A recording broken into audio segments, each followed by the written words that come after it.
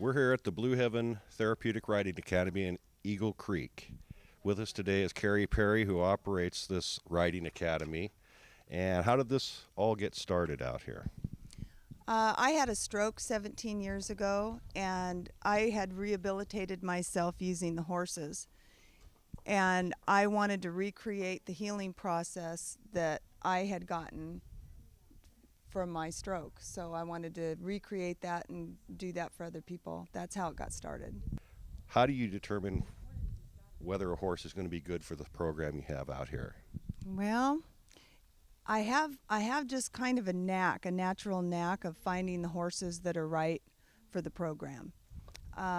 You've got to find horses that have the right temperament for it. They've got to be able to handle the kids and the adults that are disabled, and they've got to be able to withstand people that are tight, spastic in their muscles, so they don't, take off when somebody squeezes. Is this something that you can work on with a horse, or do they have to pretty much just have natural instincts to deal with these kind of things? Well, in our program, they have to have natural instincts because we don't. I train, but I don't think that we could take a horse that was naturally, somebody that's really quick in leg cues and that kind of thing. I don't think I could train them to not be.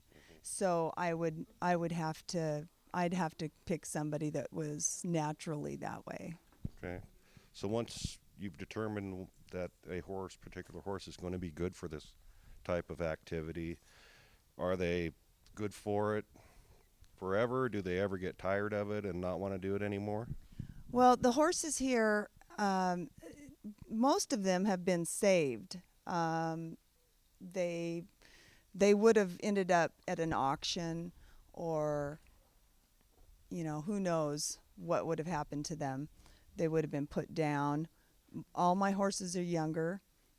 A horse can, if it's mind numbing. It's not physically taxing on a horse, but it's mind numbing on a horse. So as long as you do it right and you don't overwork them, they should be good for a long time. If they're overworked, yes, that you can lose a horse. They'll just get soured from it and won't want to do it anymore. So how many horses do you have out here at this time? I have 10. And how did you acquire these horses? Various ways. How did you get them? Well, they all have different stories, but most of the time, people just call me and want to give me their horse, and I give them a 90-day trial period, and the first month is just getting used to the other horses and the facility and that kind of thing. The second month is training and getting them sacked out and ready to have disabled people on them. And then the last month is to use them in classes. So you, at the end of 90 days, you make a determination whether this is going to work for them or not. Correct.